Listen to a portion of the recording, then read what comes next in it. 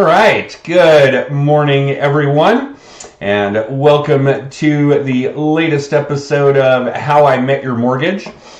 Forgive us, we were on hiatus last week. I think I was on the road at a conference in Vegas or San Diego or something to that effect. Jen probably has a better handle on my travel schedule than I do, but we are back, and we are really excited this morning because this is a very unique episode for us, as it's really our first to be continued episode, our very first sequel.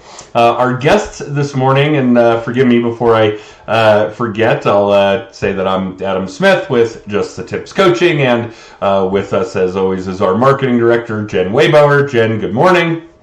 And for those of you watching, it is a cold and snowy morning up and down the Front Range of Colorado. So all of us, including our guests, are broadcasting from home because, well, we don't want to go out and shovel snow and put on hats and gloves and coats and those kinds of things. But our guests, Scott and Amy Grossman, for a second appearance on our show for the first time ever. Good morning, Grossmans. Good morning. We feel honored to have a second. Oh, well, we're really glad to have you, and we're pretty excited about what a sequel or a to-be continued episode looks like on the show. So this should be really cool stuff. But just to recap, you guys can all go back and look through either the justthetip's.com website or our YouTube channel or through the Just the Tips Facebook page video history and see the first episode that Scott and Amy did with us. But really what we want to do here is get into something new, something fresh. We certainly know that you guys can listen to Jen and I ramble about what we think is important in lead generation and client retention until the cows come home. So we do these shows to give you guys a third party, or in this case, third and fourth party perspective on what that looks like.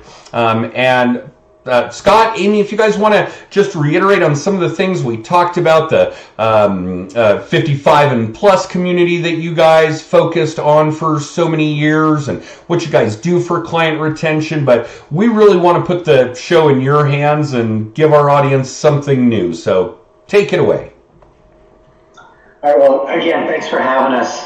We're excited to be here, and just as a recap, so Amy and I The show in your hands and give our audience company properties, and we have been with them for a little over 3 years now, and Amy's been in the business going on 15 years. I've been in just over 12 years, and we do focus on later in life transition. So many of our clients are empty nesters. Maybe it's time to downsize or right size. Sometimes it's not even going smaller, but maybe just something a little bit nicer with finishes as far as that, but maybe it's less stairs, less yard work for sure, things along those lines. And we tend to focus a lot of our business out in Windsor Gardens, which is a 55 plus community. It was actually one of the first condo communities in the entire country, let alone age restricted. So it's been really fun watching their history, getting to know that community. It really runs like a little city out there, and so that keeps us busy.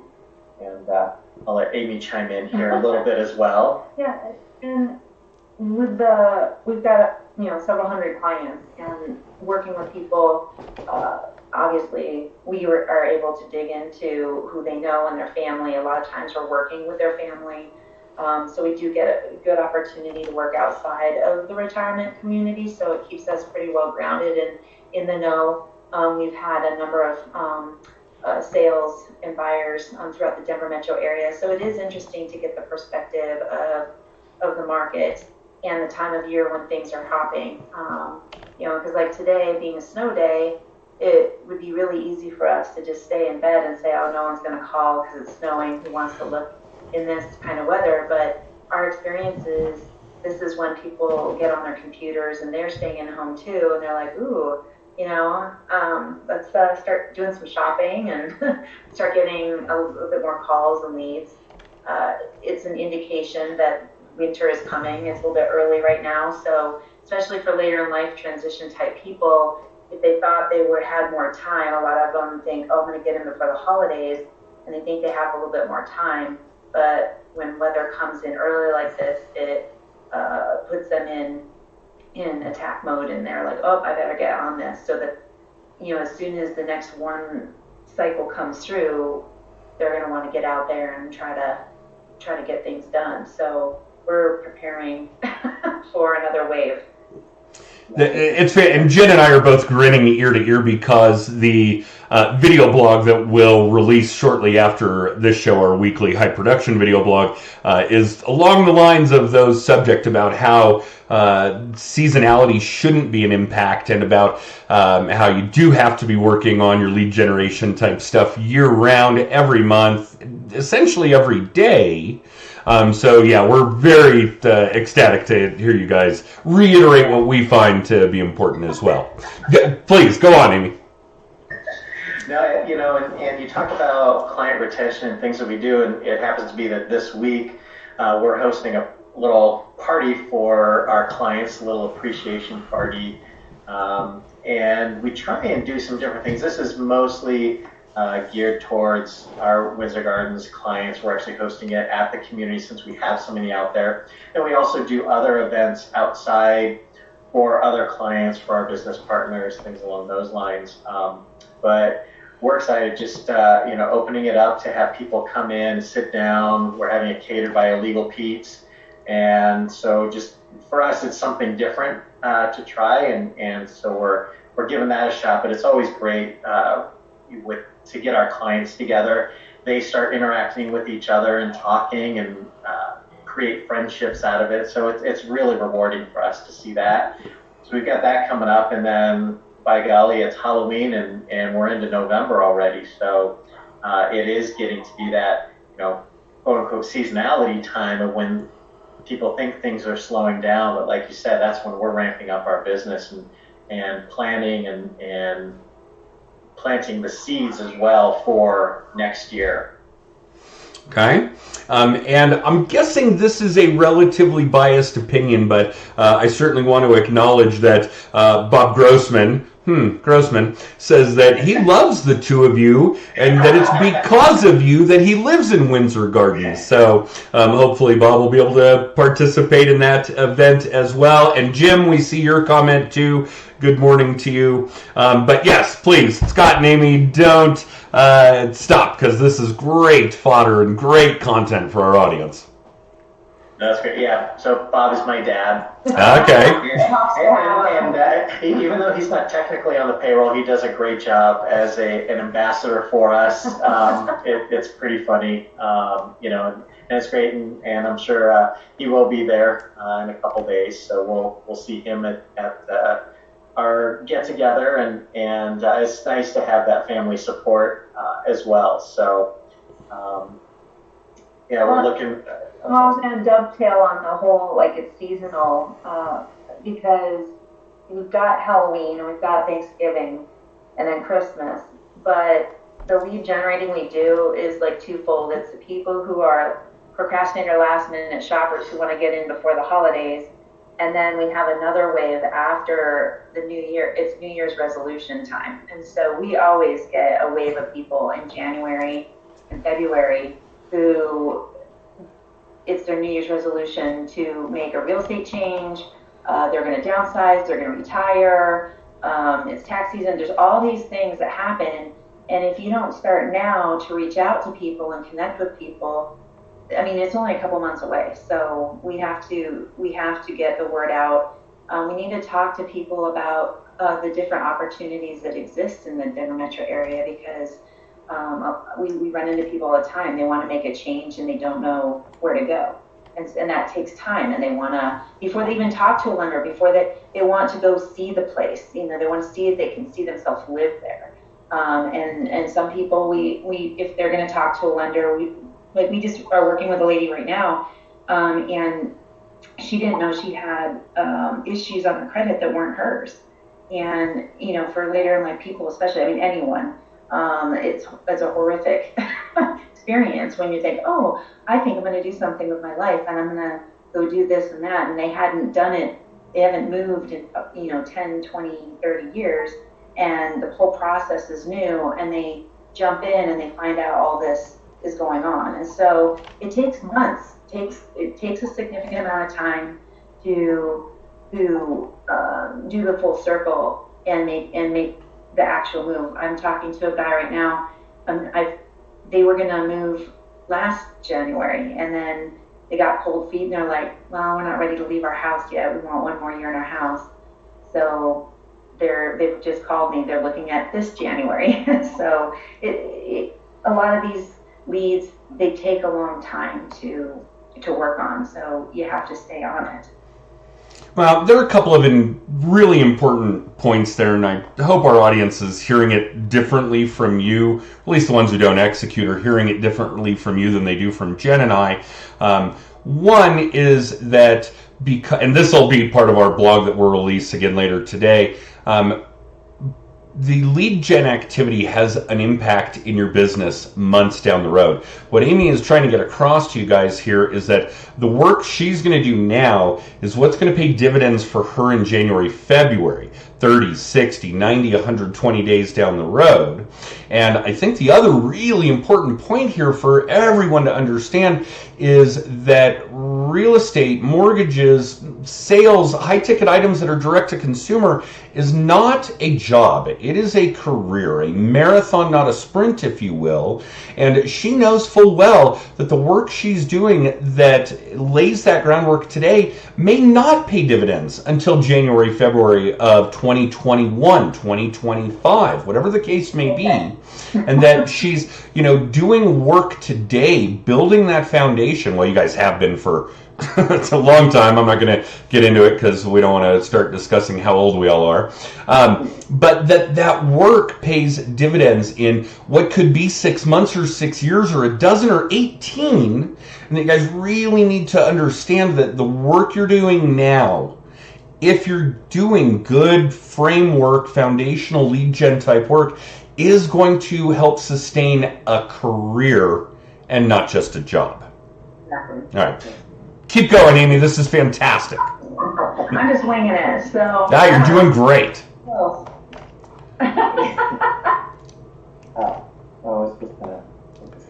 talked about work appreciation. We talked about what we're doing these days. Well, what are you guys going to do next year?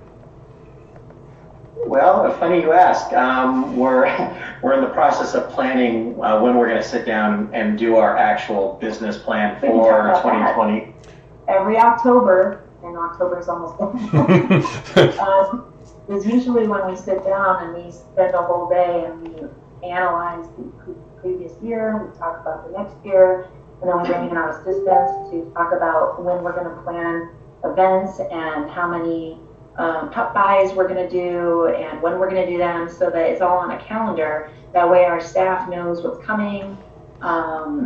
And we've got an internal full-time assistant, and she stays on top of all of that, works with our marketing department to get everything out. And then we have a field assistant who does all the calling to follow up on all the people we've invited to things or follow up on things. And so there's all of these action items that fall in place, but without having to reinvent the wheel every single time. We have a procedure, and we have and we debrief and we talk about these things, so that when we sit down annually and decide how much money we want to spend for the next year, what we want things to look like, they know what's going in the next year before the year starts. That way it's on autopilot. They basically just reach out to me and say, okay, it's time, this is what we're doing, and they roll it out. And it's so nice having it planned in advance. That is a big deal. Go ahead, Scott. I would say I'm sure it's similar for you with having Jen there. Is we've got our assistants who say, hey, by the way, we talked about doing this event, next month. We need to get started on it. Do we still want to do this? And so by having them stay on top of us, it keeps us on task so that we can continue to do what we do with reaching out to the client and speaking with the clients, but still working on planting those seeds for the future clients as well. As we all know, in this business, there's a lot of ebbs and flows, and you get busy, and so then sometimes the marketing goes by the wayside, and then all of a sudden those things close out, and you've got a little lull and you're slow, and you have no business, right? Yeah. So how do you even that out? How do you lessen those peaks and valleys and get things more even? Not that it'll ever be a straight line, but maybe a little bit lower peaks and valleys within that. And so that's where we found having our assistant there to keep us in line has been well worth it. I remember back in the day when we first started out, it was the scariest thing to even think about hiring an assistant. And each time we've gone through some different iterations, and they've done different things and work, part-time, full-time. Do you have somebody in-house? Do you just have a transaction coordinator, outside that does things for you? We've had all different combinations of things, and over the years, and as we've grown, it's been the scariest thing to make that jump. And it's kind of maybe taken that one step back to go 2-3 steps forward. And every time we've held our breath, and it's worked out for us by being able to give them those jobs and duties to keep us in line and to, again, help lessen those peaks and valleys. So that's I think, another key thing is figuring out what help you need along the way, and whether that should be in-house or whether it should be an external, maybe third party that's helping you with some of your assignments to help grow your business. Scott, I think you just nailed a half a dozen crucial points in this stuff. Yeah, without equivocation, I think one of the biggest issues that real estate agents and loan originators and probably other people suffer as well is that roller coaster ride, the ups and downs, those peaks and valleys. Obviously, one of your biggest goals, all of you watching, should be to try and flatten that out. Okay, and that is certainly a very, very big deal, and it's probably one of the single greatest curses when it comes to lead gen translating into business for every one of us, and we've all been there.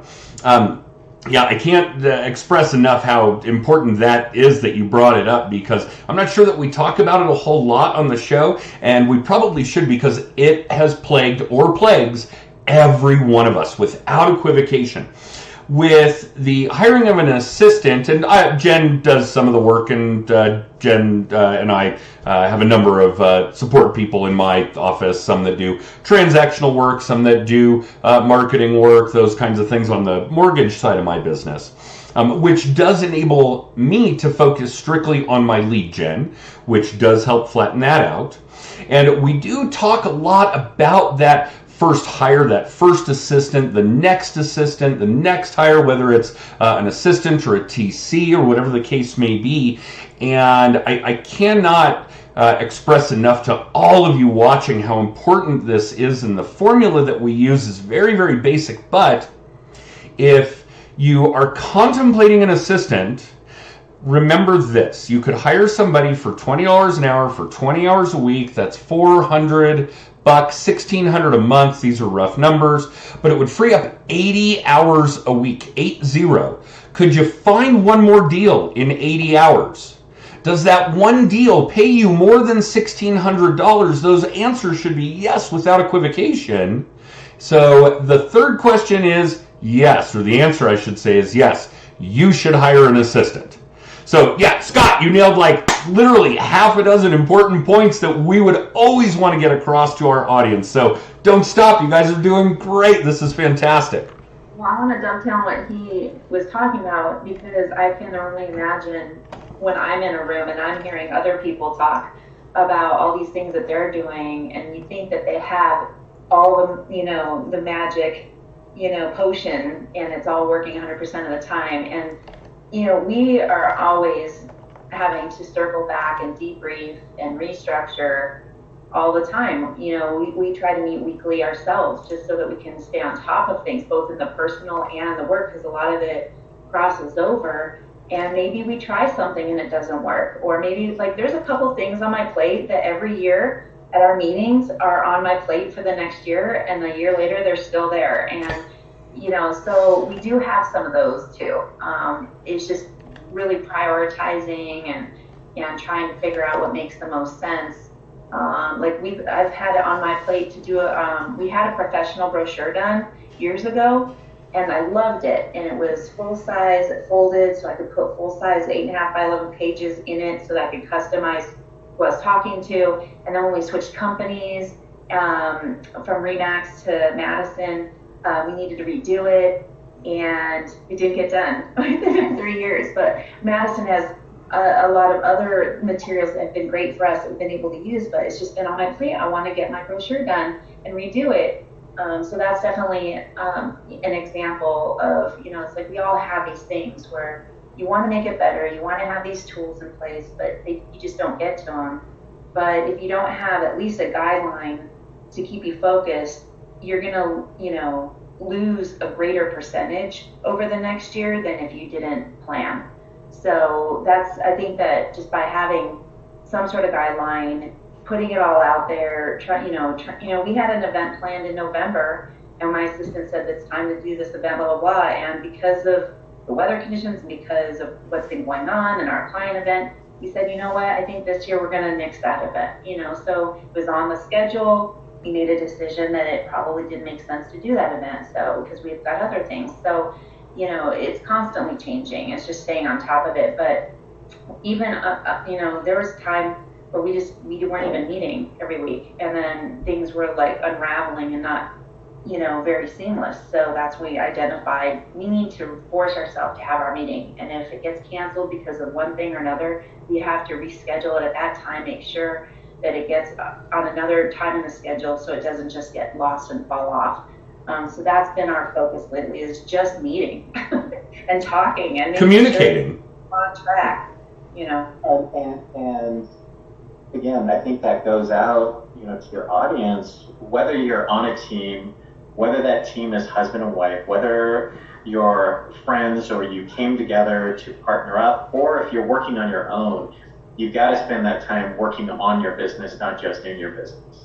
And we've definitely found that there are the times where, you get busy, you get distracted. It's easy to just skip the meetings. Next thing you know, it's like, when was the last time we met? Holy cow, it's been 3 months, and there's a quarter of the year. And so, but again, having, as Amy said, having that blueprint down of what we plan to do for the year is the key, because then we can always change it. But starting and at least having a plan so we have the path that we're going down is really our map to hopefully a successful year.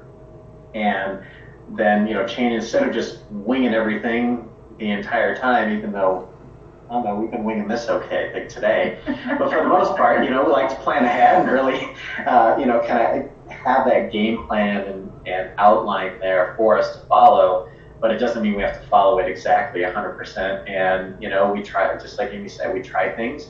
We may fail, but we're going to fail forward and just keep going on and try different things and figuring out, okay, why did it fail? And why did it not have the results that we were expecting maybe? And figuring out, was it an execution? Was it on the execution, or was it just a flawed plan from the beginning? Or it just doesn't work for us because what works for one person may not work for another person. Like there's things that are, like when we're in our mastermind groups at our office and we're talking to other agents, there's some things that they do on a regular basis that I just have no desire to do. And it works really great for them because they love doing those things. And then there's things that we love to do that other people say to us, I don't feel comfortable doing those things. That's not me. And so if you find what you are good at and what you enjoy, you'll do more of it and it'll be productive. Yeah. That's what we're always trying to figure out. And that's the beauty of our business, is we have that flexibility and the freedom to combine our passions in life with our careers. And so you find out what it is you like to do and how it intersects with your business plan, and you bring them together. And so you do those things that you like. And just because things work doesn't mean you have to do it. There's lots of, as we can say, there's a lot of right ways to do this. There's a lot of ways to skin a cat. So just find out, keep trying things and find out what it is that you enjoy doing. Well, and we've got a pretty hard formula for our coaching clients and for audiences all over, that if you guys know that there is something that you need to do in your business and it has to get done, without equivocation, from marketing to transaction, whatever the case may be, and you hate doing it, that's item number one for your new assistant to take on. Yeah, find somebody who can balance you out and likes to do those things. No, that's huge too. And for you, yep. There's somebody else who you can get along with, obviously, who you can work with, but that enjoys other types of activities to get those things done. Yeah, that's a big point. And for those of you watching, just so you're aware of the way that it works in our internal structure, which I would say is moderately successful, is that while I'm going to look at someone's resume when hiring, mostly just because I want to know that they've got the skills to be able to operate the phone, the computer, the fax machine, talk to people, whatever the case may be, their personality profile is a far more important hiring tool in our office. Now, granted, we're starting to have a fairly robust team. There are 8 or 10 of us that either work in or out of the office. And culture, making sure that everybody can spend that kind of time together week in and week out, is becoming more and more important, far more important than whether or not somebody has the skills to do the job. The kinds of things that Scott and Amy are describing that they would want or that they have their support staff do can be taught. If somebody has a shitty personality, you can't teach them a better one. So that's really a big deal. And when I say that, what I mean is that there are going to be tasks that somebody's going to be more suited for than you guys watching are. So find somebody whose personality profile is an exact opposite of yours for that first hire, because the tasks that you hate doing, they'll likely enjoy doing. So yeah, it's really important stuff for you guys to be, for that first hire, certainly, to make sure that you're focusing heavily on their personality profile rather than on their resume that way. But yes, again, great stuff. Grossmans, keep going. I don't want to cut us short. We're approaching that 30-minute mark, but you guys are on fire today. I know, I'm sitting here thinking, because our assistant is probably watching. They don't like this and they don't like that, and she's like, I don't like doing that either, So but she's really good. Well, then, you know what, in the closing minutes, let's cover that stuff. How did you find her? How did it become the relationship that you guys have now? Well, we had been through over 15 years. I think we had assistants for 12, 13 of that, because we identified pretty quickly after being in the business just a couple years that we needed somebody. We started with someone who was like 10 hours a week, and then we graduated to 20, then we graduated to full-time, then we had full-time and a part-time, and like Scott said, we had a transaction broker, we had all these different combinations, but the person that we had when we went to Madison, she was only part-time and she couldn't do full-time, and we were supplementing with a transaction assistant coordinator, and I just felt like I was managing too many people to do, in a transaction. It was just not flowing very easily, so we decided we needed to find someone who could do it all. And it didn't take us very long. We advertised, I can't remember how we advertised, probably just Craigslist. I think it was Craigslist. Mostly Craigslist. Wow. We just lucked out, because we have hired agencies in the past to recruit for us. We've tried that and paid money for that. This time we just tried Craigslist and we just hit it just right. This gal. Well, what happened was we had done, I think, 3 or 4 interviews. Yeah, we did. We weren't too excited about who we had, but we were about to make an offer to somebody. And then all of a sudden, our current assistant, Casey, came through, and we looked at each other like, oh my gosh, this is the one. Yeah. I mean, she just stood out. She had just finished up she was with another husband and wife team that had been, she was with them for, I think, about 10 years, and they were just winding down their business. So and so they didn't need her as much anymore, and so she needed the full-time work, and it just happened to come across our desk literally at the right time. And we brought her in, talked to her, and we're like, yep, this is it. And she's been fantastic. Ever since, crazy. So I do think that's a fantastic tidbit to close on. And just so that you guys are aware, and certainly everybody watching, those kinds of relationships that seem to come out of the woodwork, the ones that are so special, are out there. And if you have your eyes and ears open to all of those relationship types of possibilities, buyers, sellers, assistants, TCs, on and on, it's going to pay dividends if you've always got your eyes and ears open to that kind of thing. Jen came to us by way of a lead. A colleague of mine in Texas referred a potential borrower here in Colorado. She was going to buy a house in Colorado. Turned out at the time she and Jen were roommates. She never did buy in Colorado. She's now living back in Maine. And we ended up with Jen, which was far, far, far more valuable than the single transaction by any means. But yes, you guys have got to be in tune with that. So for those of you watching, I know that we've run over and I apologize. It looks like we might have to do a Grossman Part 3, which may very well pay dividends for all of us as well, because this has been fantastic. Jen, I don't want to cut you off either. Anything to add, to inquire about? I know we're running a little long, but let's do it. This has been great. It's been nice you guys talking about the planning side and working your business, not just working in your business. That's not something we always talk about on the show. So it was great to have you guys back on. Well, Scott and Amy, thank you so much for joining us again for the first ever to be continued sequel, How I Met Your Mortgage. That was a lot of fun. For those of you watching, if you want more information about us or the Grossmans, we'll certainly have information on this video. You can always use the text code scrolling across the bottom of your screen. Just text TIPS to 63566. It'll ping you back all kinds of good information about the show, how to be a guest on the show, how to get a copy of my book, Just the Tips, whatever it is you would like to have. So feel free to use that. Grossman, stay put. I'm going to run our extra and let's chat just for a few minutes afterward. Thanks for watching, guys. Thanks for having us.